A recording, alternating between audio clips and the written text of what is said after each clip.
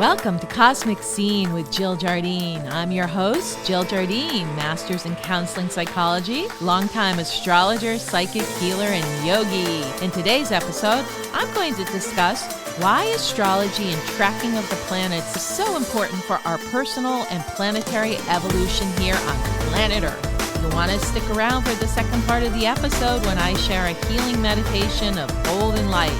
You'll feel better and energetically prepared for the upcoming month, so stay tuned.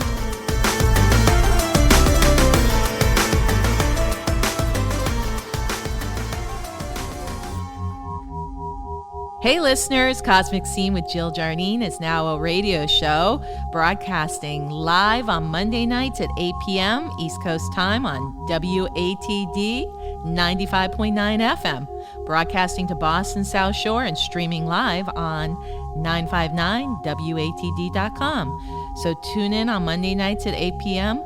East Coast time. The beauty of the radio show, we can interact. Call into the studio at 781-837-4900 for your mini reading.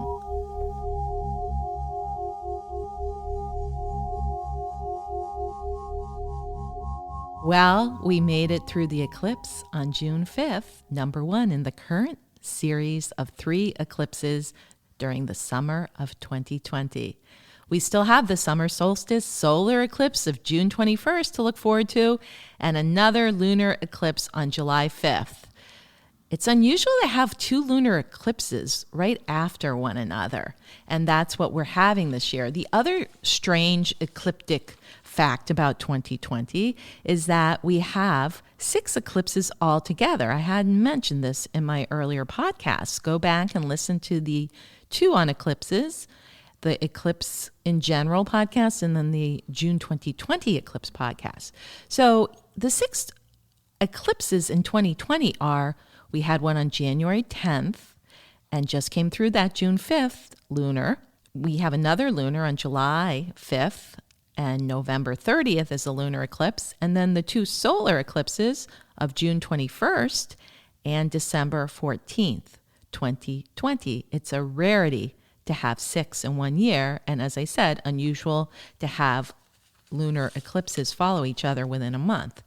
So these eclipses are bringing lots up to the surface. We are noticing some volatility and very aggressive and strong energies. I just want to let you know the eclipse fallout will go on for 6 months, and we'll start seeing some real byproducts 3 months out. So that will take us to the month of September 2020, when we really see personally and collectively, what was that eclipse season about for me? But things should calm down a bit in July and August after the July 5th eclipse.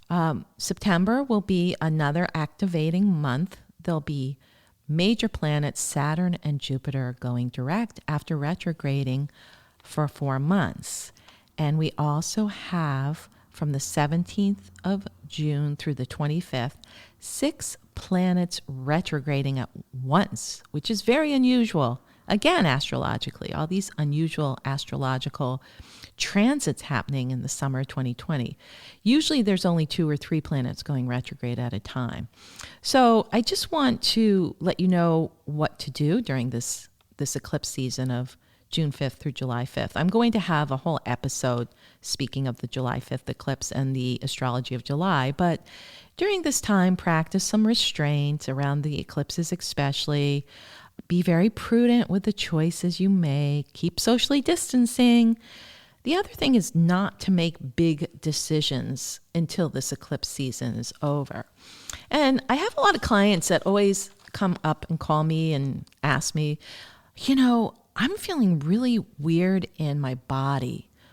Is this an eclipse symptom? And I'm going to tell you, yes, we have eclipse fallout symptoms, or what we call in the consciousness or ascension movement, ascension symptoms. And I'm just going to share what some of those are so you can understand what's happening to you. They are things such as exhaustion at weird times in the day, or just lethargy, even depression, not being motivated to do anything. And then on the other side, you can be too wired or too tired, unable to sleep, or you're sleeping more. You could have bouts of vertigo, in other words, feeling dizzy or lightheaded. There's also a lot of flushing through the body, like heat flashes, heat coming up into the head, rushing up, or in the torso. People can feel, again, very lack of motivation, depression. And then there's the unusual aches and pains that kick in, such as in the legs or in the back. A lot of people feel in the back and the hips. Feet, well, I attribute that all to our fear of moving forward, or perhaps our body knows we're going to be moving forward soon, but it wants to just chill out and get our attention for a little while with these weird aches and pains. The other things that the eclipse might bring up for people are weird food cravings, or the opposite, no appetite, and even digestive issues. So these are all energetic. If you really do have some things going on, please do see your doctor. But as some of us say in this movement, the energy healing movement, that, it's interesting how some of these symptoms can be confused with coronavirus. But really watch how you feel, because the ascension or the eclipse symptoms tend to come and pass rather fast. If something hangs out for more than, let's say, 3 to 5 days, then you should definitely consult your MD. But a lot of these are energetic and they run through our body. So pay attention to that, eclipse fallout symptoms, and especially in the days leading up to these eclipses. So that was in early June. We're going to have another bout in mid-June around the 21st, and then again around July 5th. Pay attention to how your body's feeling and track and see what it's trying to tell you. Welcome, listeners. I am going to discuss why astrology is important. In all my previous podcasts, I never talked about why we should track the movement of the planets and why it is important to know collectively where the planets are and what is happening with the transits to our personal birth chart. And make sure you stick around, because I'm going to share a powerful meditation of the healing golden light that will help you during these precarious planetary times and help to mitigate planets in your own chart. So, why do we need to know what is going on in our charts? I'm going to quote a famous yogi, Paramahamsa Yogananda, from his pivotal book on consciousness and yoga called Autobiography of a Yogi. Paramahamsa Yogananda was an Indian saint who lived from January 1893 and died in March of 1952. He has a lot to say about astrology, and I think that it will give us an understanding on a soul level as far as what is the significance of astrology. So I'm going to quote him now. Astrology is the study of man's response to planetary stimuli. The stars have no consciousness, benevolence, or animosity. They merely send forth positive and negative radiations. Of themselves, they do not help or harm humanity, but offer a lawful channel for outward expression of cause and effect equilibriums, which each human has set forth in the past. End quote. So in other words, he's referring to our soul's individual karmas, the laws of cause and effect.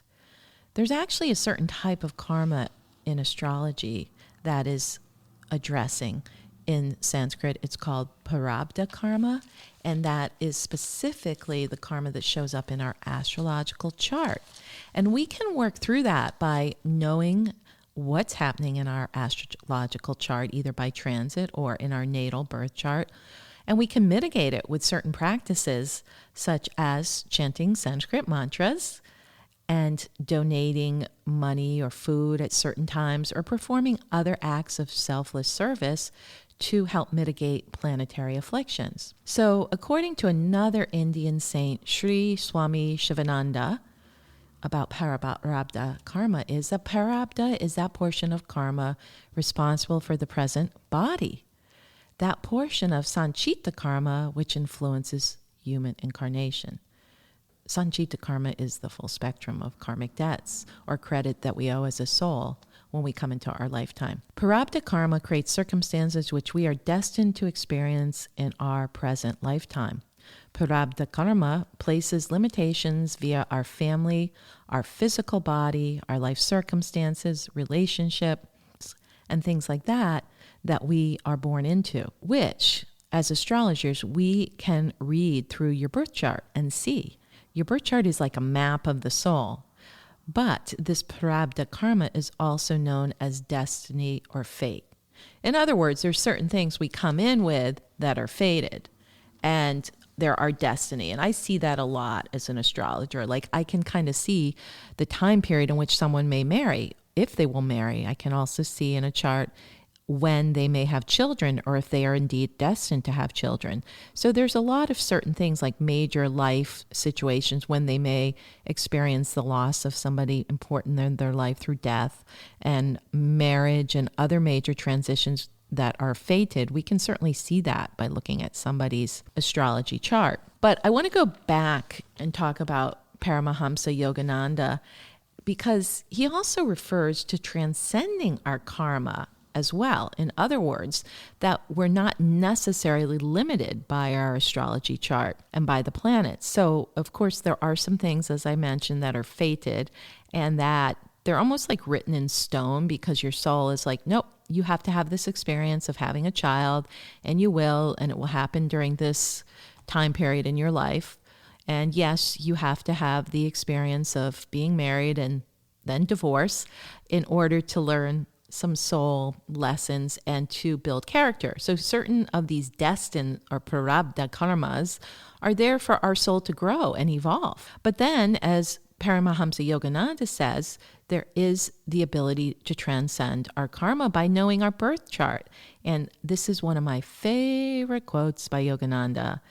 A child is born on that day and at that hour when the celestial rays are in mathematical harmony with the individual karma. His horoscope is a challenging portrait, revealing his unalterable past and its probable future results.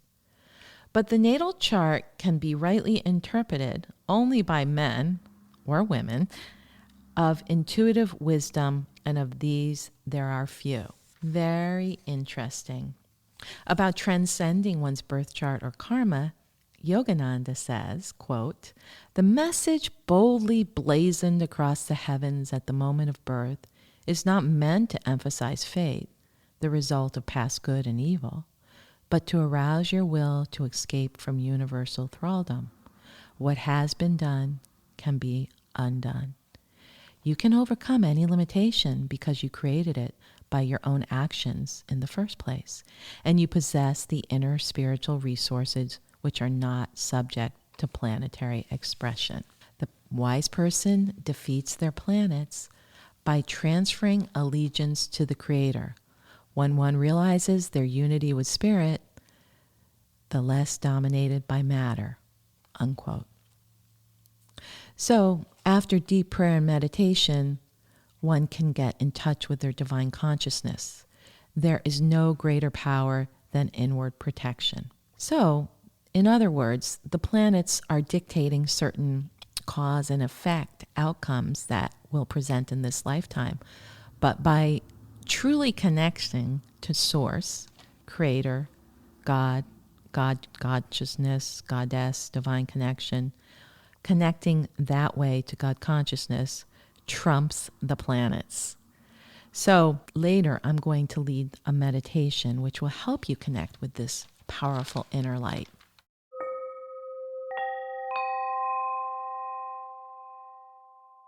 I just want to say this quote again that Yogananda says in his book: "The wise person defeats their planets by transferring allegiance to the Creator. When one realizes their unity with Spirit, the less dominated by matter." And this is where we can use deep prayer and meditation to get in touch with the divine. So basically, he is saying that we can go directly to Source and bypass planetary influences and aspects So, interesting. It makes me think of something one of my mantra gurus, Sri Murlidhar Pai, says in referring to chanting Sanskrit mantras. He is a lineage holder, and I have received that lineage from him and his mother, Guru Rama Mata, the guru in the tradition. And we chant mantras in Sanskrit to mitigate planetary karma. He told me you can chant the specific planetary mantra for your issue, but the planets are like the manager in the company that is your life. You should go directly to the CEO, which is God, which in his tradition would be Vishnu or Krishna, and chanting Krishna or Vishnu mantras. And that would help with planetary issues as well. I have found that planetary mantras are good to pinpoint specific karmic issues that need help, such as problems with health or the back, which can be mitigated by chanting to the planet Saturn, for instance. Another famous soul who used and understood astrology was the famous 20th century psychologist Carl Jung. He brought astrology into his psychoanalysis therapy work. I myself have used astrology so much over the years with clients who are in psychotherapy. It is an invaluable tool. And what we understand about astrology, that if used correctly and facilitated properly, that a client can get to in one astrology session through something that it would take 10 years or 10 sessions of psychotherapy to get to. Clients have even told me that, wow, I've gotten to more content and understanding of myself in this session than I have in the whole 5 years of therapy that I've been in. But anyway, Carl Jung says, astrology is the summation of all ancient knowledge of psychology. The 12 signs of the zodiac configure what Jung called the archetypes, which are psychological patterns that inhabit the collective unconscious. That word collective unconscious I've used a lot in my podcasts, and people tend to throw it around. What is it? It is a term that Carl Jung coined, which means that the structures of the unconscious mind, which is shared by the beings of a same species. The human collective unconscious is populated by instincts and archetypes, which are universal symbols. For example, if we talk about the Great Mother archetype, we can relate that to the moon in astrology. Then there's the wise old man archetype, which we could refer to as Saturn in astrology. Carl Jung says, quote, astrology, like the collective unconscious with which psychology is concerned, consists of symbolic configurations. The planets are the gods, symbols of the powers of the unconscious. Carl also says about astrology that so far as the personality is still potential, it can be called transcendent. And so far as it is unconscious, it is indistinguishable from all those things that carry projections, symbols of the outside world and cosmic symbols. These form the psychological basis for the conception of man as a macrocosm through the astrological components of his character. And the last Carl Jung quote I want to share about astrology, which is fascinating. Quote, when astrology makes accurate news predictions, sometimes to the exact day, sometimes years before they happen, people ask me how it works, and I say synchronicity. So what is synchronicity? It is what seems like a coincidence, but really has been universally arranged and beyond something that we know. In other words, the heavenly bodies are in sync with us. So we like these moments of synchronicity when certain, what seems to be happenstance things occur. Anyway, think on these things that I have shared, you guys.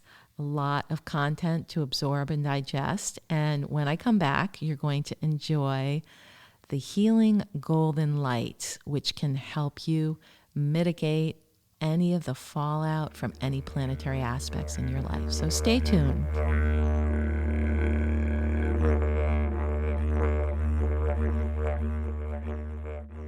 I'm happy to introduce my listeners to a wonderful product line, especially if you like wine. Scout and Cellar Clean Crafted Wine. Order yours at scoutandcellar.com/Jill Jardine. Clean crafted wine is free of the yucky stuff like synthetic pesticides and chemical additives. So, if you want to enjoy a better wine tasting experience, order yours now at scoutandcellar.com/Jill Jardine.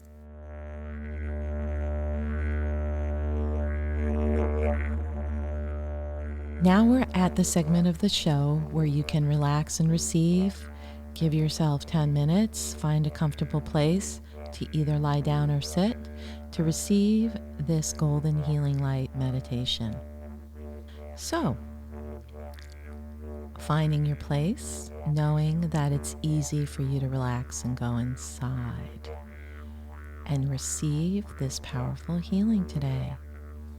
I'm going to ask you now, whether you are lying down or sitting, to allow your eyes to open and just stare out straight ahead with your eyes open, letting the rest of your body be still.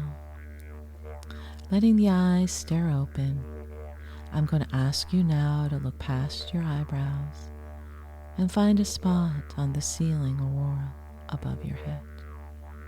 Stay focused on that one spot. It's easy now to remain focused on that spot. Letting the rest of your body be still. Giving yourself permission to let the rest of your body be still. And as you lay here or sit here, staying focused on that spot. Allowing the body to be still. And in a moment, I'm going to count down from 1 to 10. And with each number you hear, your body can remember a deep state of relaxation. With every number, every cell can remember what it's like to feel deeply relaxed. And with every number, your eyelids can become more and more relaxed and heavy. More and more heavy and drowsy. Just focusing on that spot with each number, your eyelids will feel a little heavier. So by the time I get to 10, your eyelids will be firmly shut. Your body will be deeply relaxed. Stay focused on the spot and the sound of my voice and going deeper. Your journey has begun. Nothing for you to do. 1, going deeper inside. 2, 3, just relax even more. 4, eyelids getting heavier. 5, 6, your body likes to let go. 7, deeper now. 8, eyelids are very heavy. 9, eyelids closed. 10, relax. As eyelids close, you feel yourself even more relaxed and sink even deeper inside yourself. And because you're so relaxed, it's easy to imagine seeing a beautiful golden sun far off in the universe. The source of all that is a beautiful golden orb beaming light down onto you, and you can feel yourself receiving that golden healing light from that beautiful golden orb far off in the universe.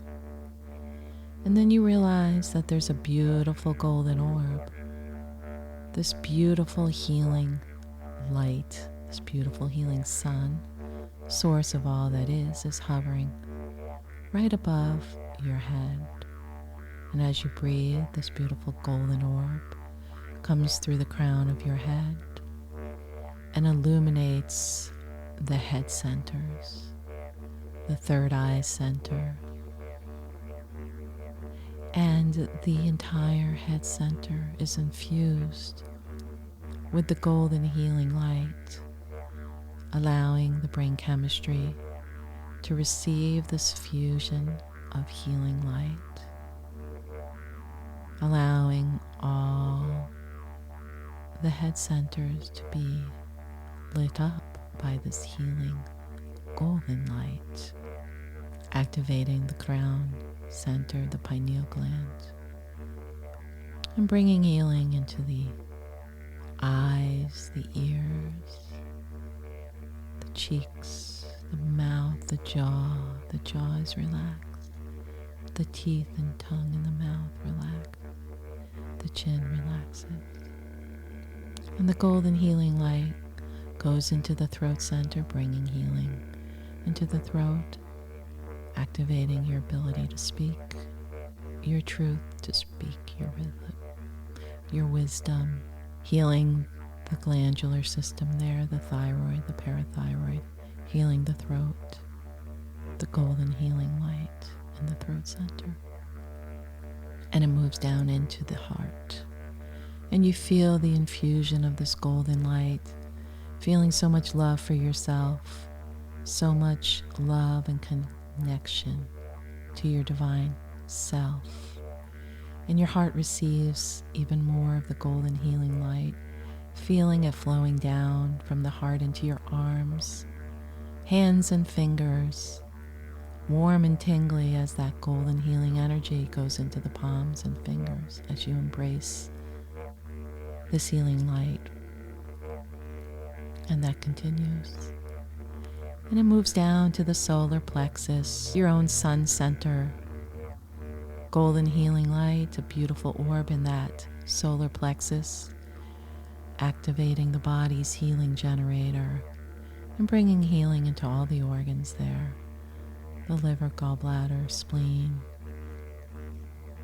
stomach, digestive area, stoking the digestive fires and metabolism for health and healing. That continues as the golden healing light moves to the navel center, bringing warmth and healing, aiding the digestion, all the organs there, kidneys, adrenals, digestive organs, spleen, pancreas, stomach,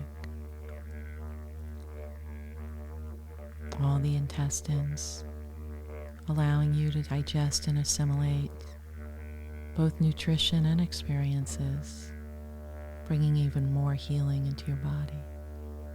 And the golden healing light comes now into the root chakra, the base chakra of the body, base of the spine, all the area below the navel, down through the pelvic area, the hips, the hip flexors, the low back, the glutes, the legs, knees, calves, ankles, feet, toes, golden healing light to the root chakra. And so you're now totally embraced by the golden healing light, all your energy centers immersed. And you're surrounded now by a golden aura that continues to bring in healing. Take a moment and receive. Allowing it to bring more healing into your body.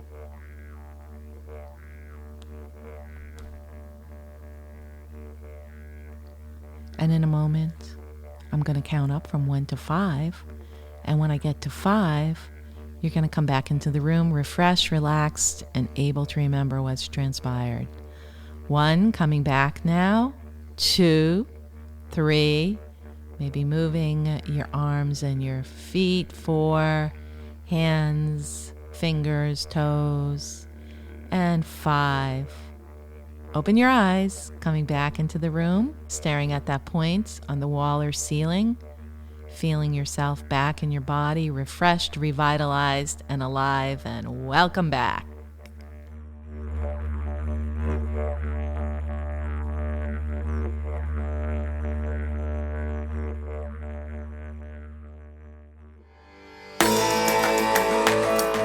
Hey listeners, thanks for tuning in.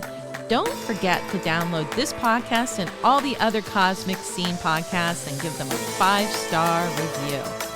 And when you want to kick back and relax, Order your Scout and Cellar clean crafted wine from scoutandcellar.com/Jill Jardine.